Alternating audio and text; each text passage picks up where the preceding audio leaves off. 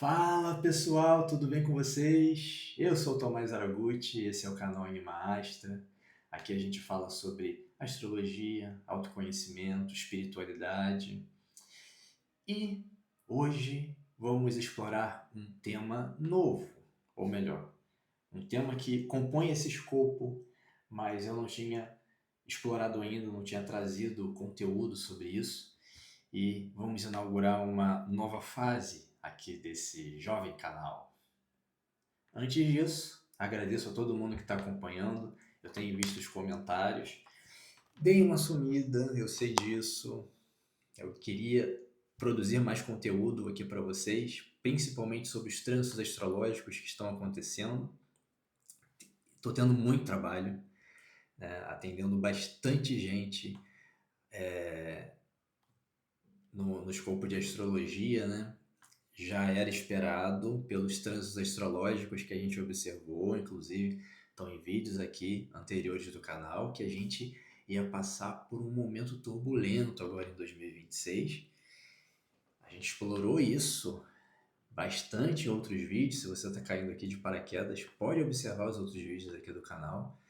Mas, apesar, né, de não ser surpresa, eu realmente trabalhei pra caramba e agora vamos seguir para continuar, né, nosso encontro aqui no YouTube, porque tem muita coisa para a gente falar. E hoje, como eu comentei, eu vou explorar um tema que eu não tinha explorado ainda aqui no canal do YouTube, que é o tema espiritualidade. Hoje eu vou falar de um assunto bem delicado, bem sensível, bem diferente, que a gente até pode ver muita gente falando sobre, mas sempre sobre uma perspectiva de observador. E hoje eu queria trazer esse tema do ponto de vista de alguém que passou por essa experiência, porque eu vivi essa experiência. E é uma experiência rara da gente observar. Eu vou falar sobre experiência de quase morte. E o tema assusta, né? Quase morte. Sim. O que é a experiência de quase morte? Experiência de quase morte é aquela situação em que a pessoa pode passar por uma morte biológica, isso é física, por uma falência de algum órgão vital, mas a consciência permanece atuante e a pessoa volta para a vida. Isso é vida física, né? Isso é muito comum, por exemplo, em casos de pessoas que passam por uma cirurgia muito profunda, em que chega a morrer fisicamente ou chegar em um estado de inatividade cerebral a ponto de, né, mentalmente, né, ou neurologicamente estar morta, mas a pessoa pode ser reanimada. Existem vários relatos, né, e vocês podem pesquisar isso em documentários. É um tema fascinante, porque é quando a consciência humana encontra, ou melhor, ultrapassa o limiar daquilo que convencionalmente conhece.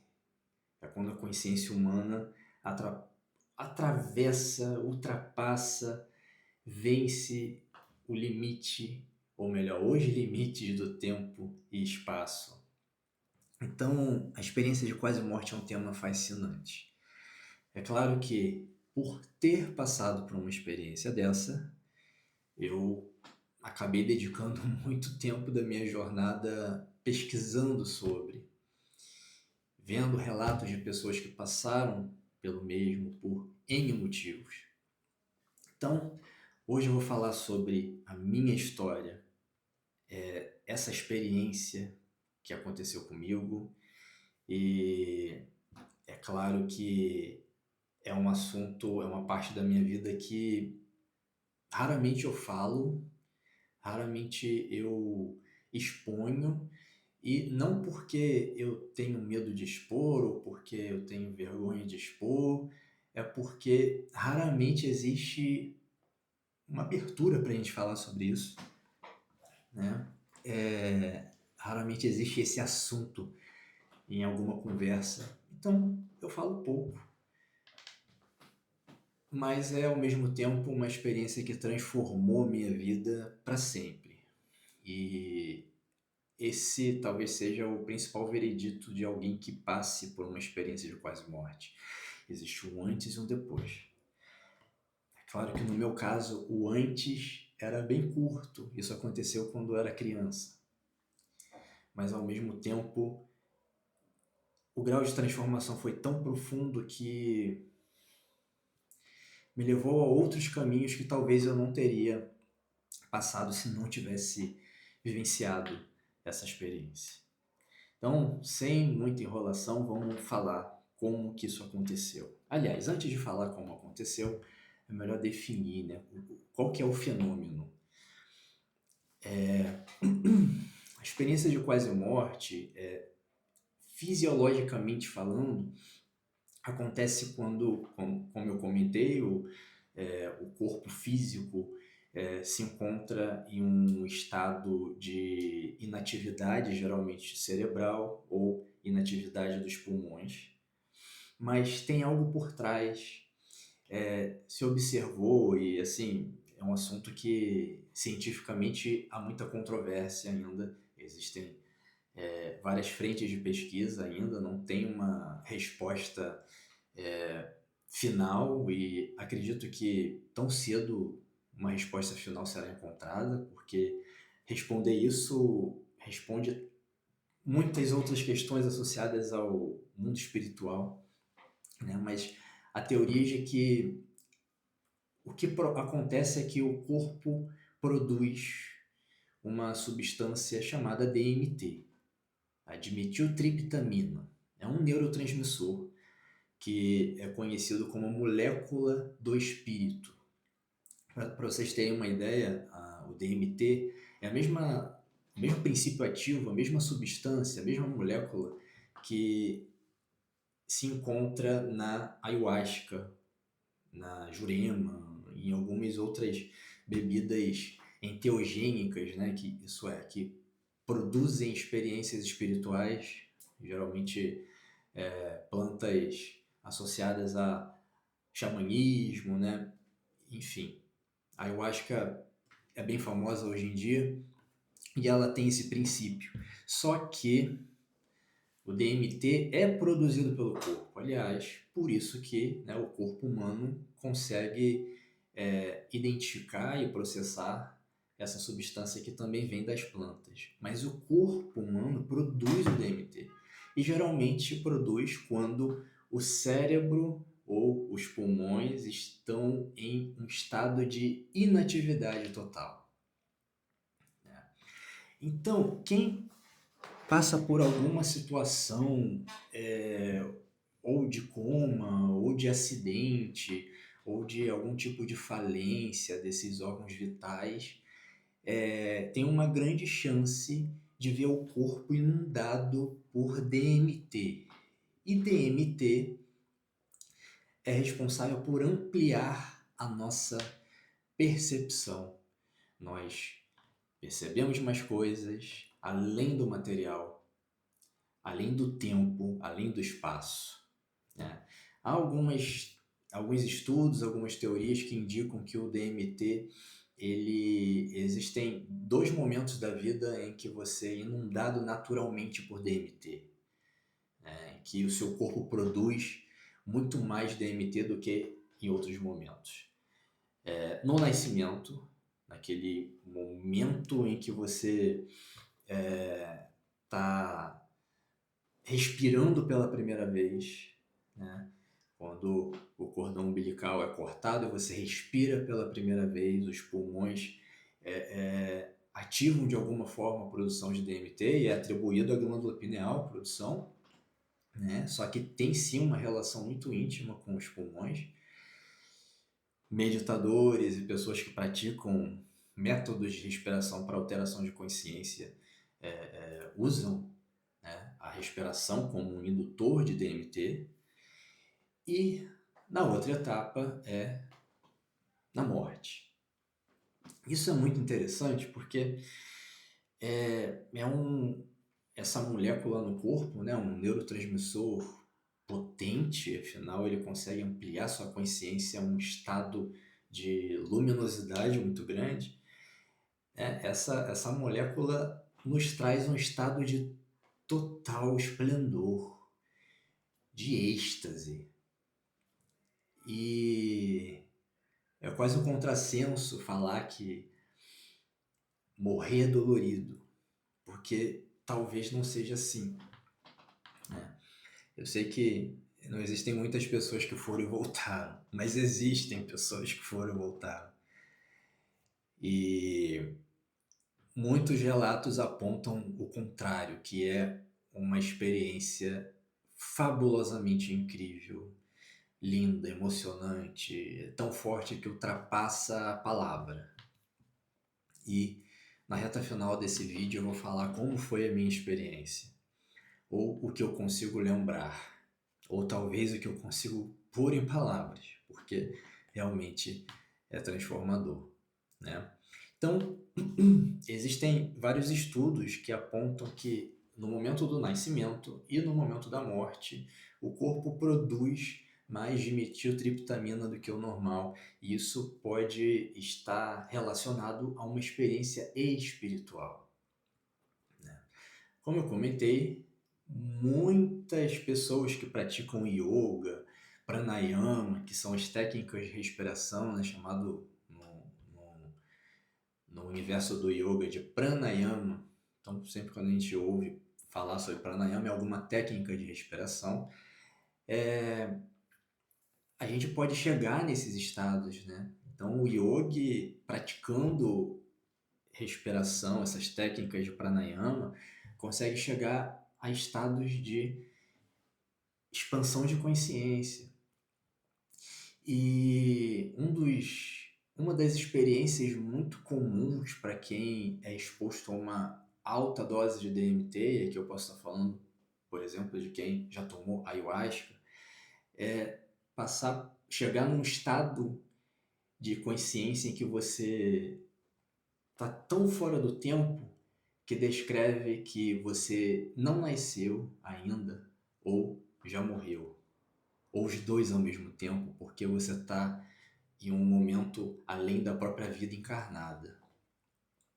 Eu já tive experiências com ayahuasca e eu posso afirmar que isso realmente acontece. Lembrando, cada experiência é única, individual, e esse vídeo não tem como objetivo induzir ninguém a nenhuma experiência. Nenhuma. Tá? Tem como caráter apenas informação de uma experiência pessoal, né? Tanto a ayahuasca quanto, evidentemente, essas experiências de quase morte, elas não endosso de forma alguma. Principalmente no caso da ayahuasca, a gente está falando de uma substância bem particular a práticas xamânicas que eu tenho visto ser misturada com práticas do dia a dia urbano, sem o devido cuidado, ou pelo menos o cuidado como tinha lá nos povos de origem. Então, a gente tem que ter muito cuidado e isso merece, de repente, um vídeo à parte. Aqui eu estou falando de algumas experiências pessoais, né? Então, para não sair do foco, eu tive essa experiência de não nasci ainda, ou já morri, eu estou além dessa vida encarnada. É uma experiência de transcendência do tempo, transcendência do espaço. É difícil pôr em palavras, é difícil descrever, porque como você está além do espaço, a nossa noção de localização, de corpo, de referência, está muito em prol do local que a gente se encontra. E sair, perder essa referência e além dessas três dimensões, desse universo tridimensional que a gente se encontra, é difícil pôr em palavras, mas é como se estivesse em vários lugares ao mesmo tempo. Tempo também é algo que a gente não tem referência aqui, né? Então, veio a dificuldade de conseguir expor essa experiência. E eu não sei se é algo inerente à ausência do tempo e do espaço, mas é uma sensação de esplendor total, de êxtase total. Dei uma volta grande e agora finalmente vou falar sobre a minha experiência, né? Então, como que aconteceu? Eu estava em um carro com a minha família, e em um determinado momento, né, o carro estava em alta velocidade, aconteceu uma situação que, né, o carro perdeu o controle e capotou 4 vezes. 4 vezes, né? Então, era para ter sido um acidente fatal e ainda bem que não foi. Ainda bem que as pessoas presentes naquele veículo sobreviveram, né?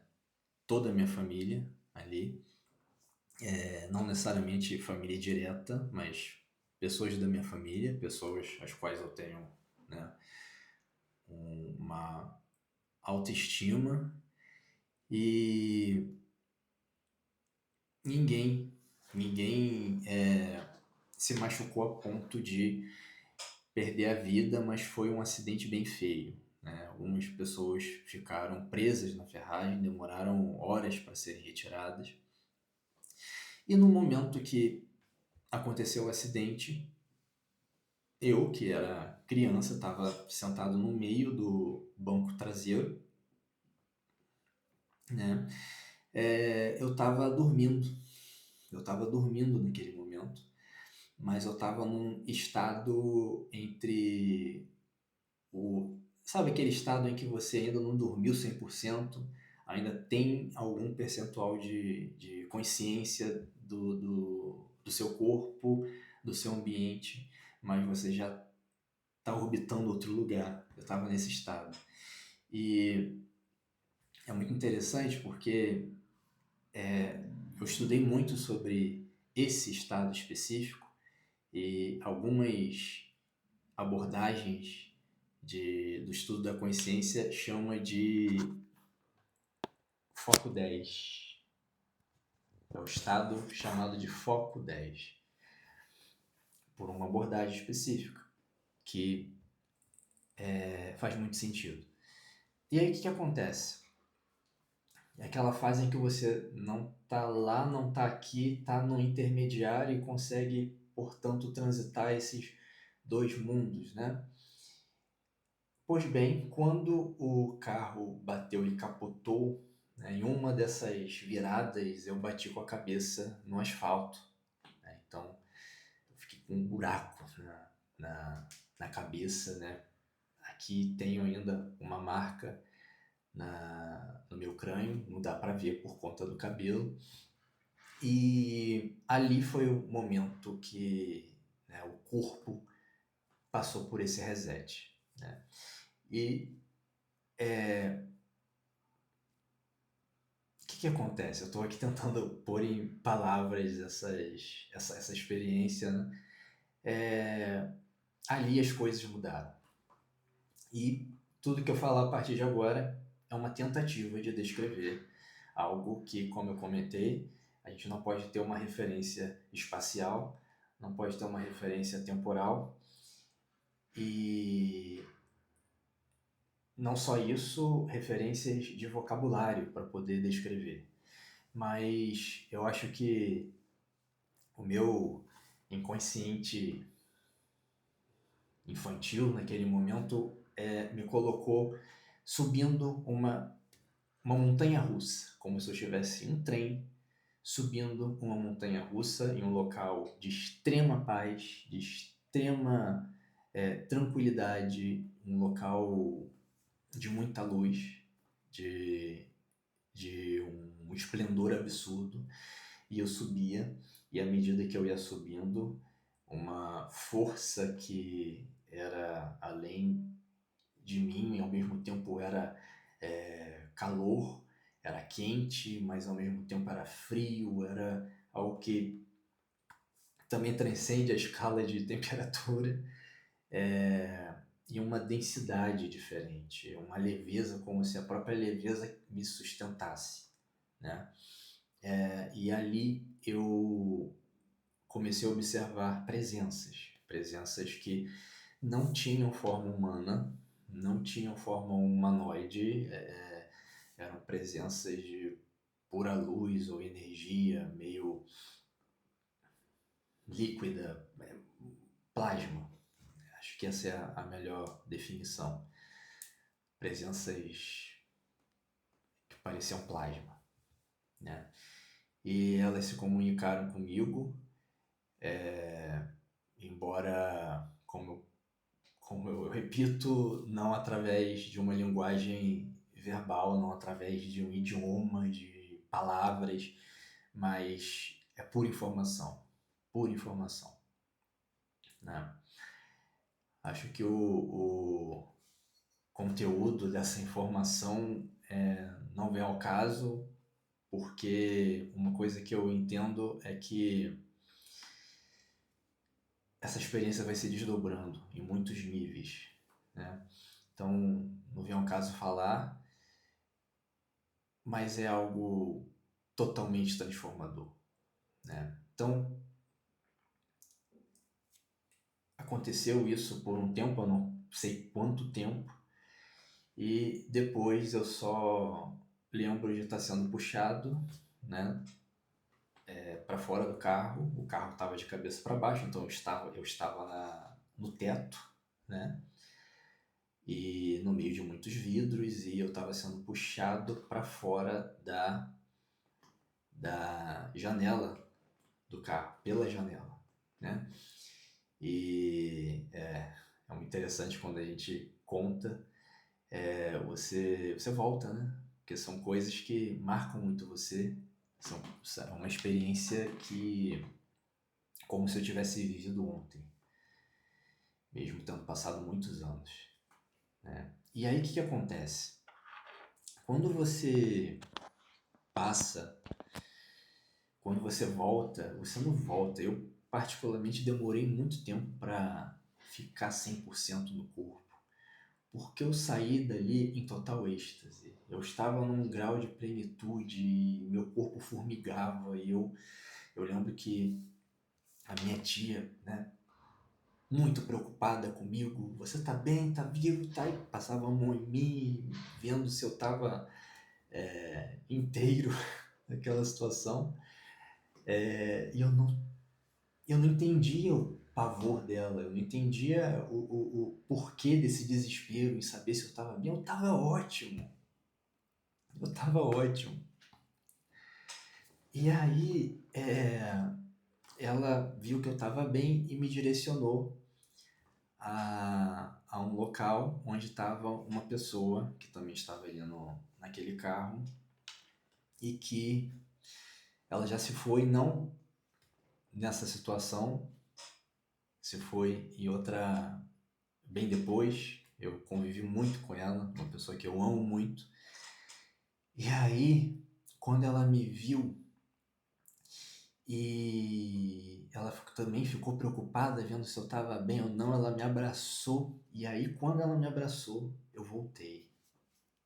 Aí que eu percebi o que tinha acontecido, porque eu comecei a sentir que na minha boca tava um gosto metálico de ferro e umas coisas estranhas na boca. E quando eu fui colocar a mão, era cabelo, era o meu cabelo, né? Então, quando tive aquela pancada em algum dos momentos do acidente, e foi no asfalto, porque dias depois saíam uns pedacinhos de asfalto, né? O processo de cicatrização ia colocando para fora pedacinhos de vidro e asfalto da ferida, né, que ficou ali. Então, em algum momento do carro, eu bati com a cabeça no asfalto enquanto ele capotava, né? E quando ela me abraçou, que eu senti o corpo de uma forma integral, eu acho que eu recebi aquele acolhimento. Estou em um ambiente seguro e eu estou com alguém, né, que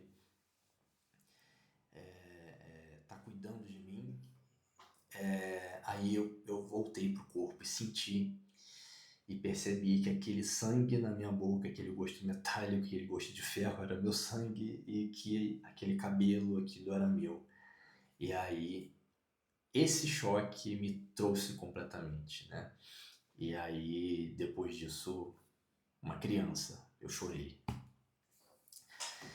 Eu acho que em termos de experiência é o que eu tenho para falar, porque posso dizer como começou, como se deu e como a gente fica em um grau de consciência tão elevado que você não você não volta 100%. E ouso dizer que você nunca volta 100% mesmo dias depois, anos depois, porque é um estado que te muda para sempre, né? Então, geralmente todo mundo que passa por essa experiência fala que existe uma vida antes e existe uma vida depois. Como eu comentei, eu era muito novo, muito novo. Então, eu nem lembro tanto de como era a minha vida antes disso. Mas eu posso dizer que depois dessa experiência eu nunca me encaixei em nenhuma religião. Eu nunca consegui me encaixar em nenhum grupo espiritualista. Eu nunca consegui concordar 100% com muito do que é dito, porque uma coisa são pessoas que falam da boca para fora ou falam com base em experiências escritas em um livro. Isso é, falam com base de experiências vividas por outras pessoas. E às vezes, livros manipulados historicamente. Esse é um ponto. Outra coisa é quem passa por uma experiência como essa. E tem muita coisa que é diferente. Talvez tudo, né? Então imagina uma criança que passou por uma experiência como essa, não conseguia se encaixar na, na igreja porque via que, né, o pastor ou o padre estava falando sobre algo que não tem nada a ver com a realidade, ou pelo menos com a realidade dessa criança. Então, ao mesmo tempo ali, muito antes de eu saber, eu estava começando a minha vida na espiritualidade, não nenhum desses caminhos de espiritualidade que a gente vê, mas em algo pautado na consciência ou nas diferentes manifestações da consciência. Então, eu não tive escolha. Ah, eu quero estudar espiritualidade. Não foi uma escolha. Não foi.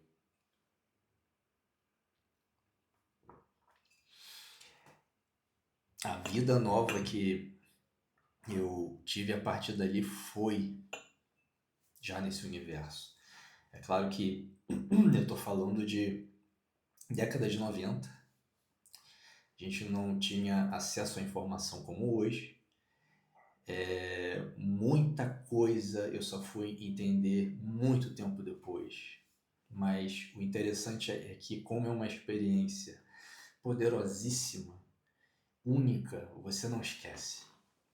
O que acontece é que, com o tempo, você vai desvelando novas camadas sobre aquilo que você viveu, mas o entendimento foi com o tempo. Eu não vou dizer foi porque esse entendimento não ficou preso a um ponto no passado. Ele está evoluindo e eu acredito que vai continuar evoluindo. Porque como eu comentei, né, aquilo promove um estado de consciência além do tempo e do espaço. Então, de alguma forma, a consciência foi para pontos, para momentos que não tinham acontecido ainda, mas já aconteceram depois, e alguns ainda estão por acontecer.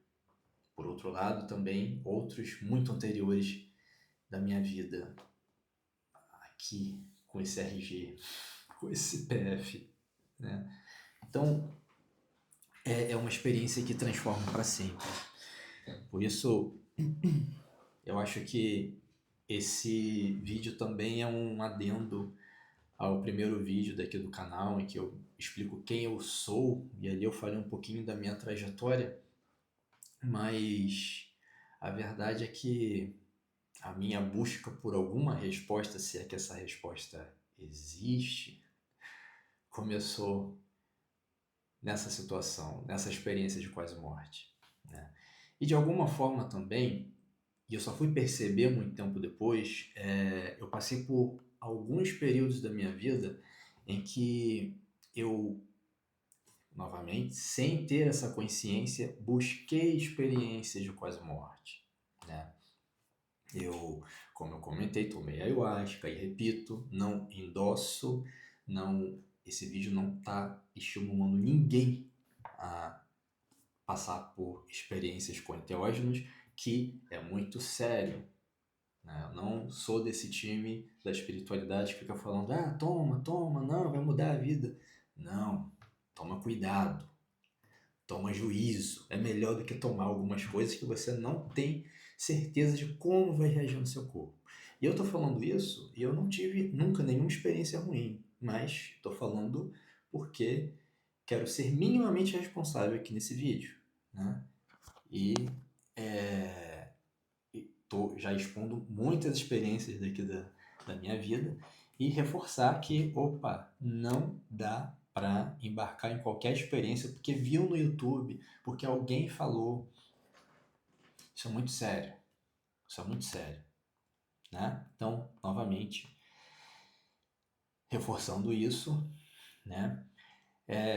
Mas voltando pro assunto, eu acabei buscando algumas experiências com yoga, meditação, vários tipos de meditação, vários tipos de pranayama, jejuns longos, bem longos, que duram muitos dias. E eu acabei conseguindo, de alguma forma, replicar algum grau dessas experiências. E só depois perceber que, opa, será que eu estou buscando aquilo até para fazer sentido à própria vida? E aí a cabeça se expande a múltiplas possibilidades do que é essa vida, né? Porque foi numa experiência de quase morte que eu vi como a vida é poderosa e como a vida pode se transformar de muitas formas possíveis, né? Então, eu vou dizer que talvez a melhor forma de induzir esse grau de consciência é através da respiração. É através de alguma prática de pranayama, através de alguma prática de meditação profunda, porque sim, pode. Meditação, pranayama podem induzir essas experiências. E aí, voltando à história, para a gente finalizar, o que aconteceu é que entre essa idade que aconteceu, esse episódio, e os 16 anos, eu não consegui encontrar resposta sobre, mas entrei no universo do yoga e já na adolescência no universo do yoga me ajudou a ter uma disciplina, né? A construir essa disciplina desde cedo para conseguir, através de repetição, colocar o corpo em um estado em que você consegue produzir mais DMT, né? Consegue chegar num estado de tranquilidade mental, tranquilidade na frequência respiratória para chegar nesses estados de expansão e, consequentemente, acessar, né, essas experiências. Então, como é interessante, né? Muitas das minhas escolhas depois foram influenciadas por essa experiência e não poderia ser diferente, né? Ela muda a nossa vida para sempre. Claro que muitos anos depois, estudando astrologia, eu consegui ver tudo isso ali no mapa astrológico e também me trouxe uma outra camada de entendimento sobre essa experiência. Mas como eu falei, é uma experiência que vai se desvelando ao longo de toda a vida. Gente, é isso. Eu não sei se eu tenho mais para falar sobre o tema. Estou curioso para saber a percepção de vocês sobre isso. Queria saber se vocês já passaram por alguma experiência do tipo. Vai ser um prazer. Um dos objetivos de estar falando sobre essa experiência também é conversar com pessoas que também passaram por essa experiência, porque não é todo dia que a gente encontra alguém que morre e volta. Não é todo dia. Mas, claro, não precisa ser uma experiência de quase morte literal, fisicamente. Como eu comentei, tem gente que passa por coma, né? Por ter vivido também processos de anestesia geral. Tem muita gente que, dependendo da sua sensibilidade também, em uma anestesia geral acaba atravessando esse limiar da vida e da morte. Então, aqui é uma abertura de um Tomás que quase nunca fala sobre esse outro lado, mas também é uma oportunidade de criar laços profundos, novos laços com pessoas que ou têm esse chamado, ou passaram por experiências parecidas, né? Ou têm essa curiosidade de conhecer mais sobre os mistérios da consciência, né? Novamente, depois disso, eu procurei estudar muito sobre isso, eu acabei estudando também em determinados institutos famosos de expansão de consciência, projeção astral, projeção de consciência. Existem vários nomes, né? E tudo isso vai agregando novas experiências e novas percepções, e se vocês quiserem, eu posso falar aqui também. Mas antes disso, queria saber, né, a percepção de vocês, o que vocês acham desse tema. E, por favor, curtam, deem um joinha. Essa participação de vocês é crucial para que o canal prossiga, tá bom? É isso, gente. Antes de finalizar, eu queria também pedir para vocês seguirem lá o nosso Instagram, anima.astra. Anima Astra, a alma dos astros. Tá? É um tipo de conteúdo um pouquinho diferente do que a gente fala aqui, mas eu acredito que vocês vão gostar muito. E até a próxima.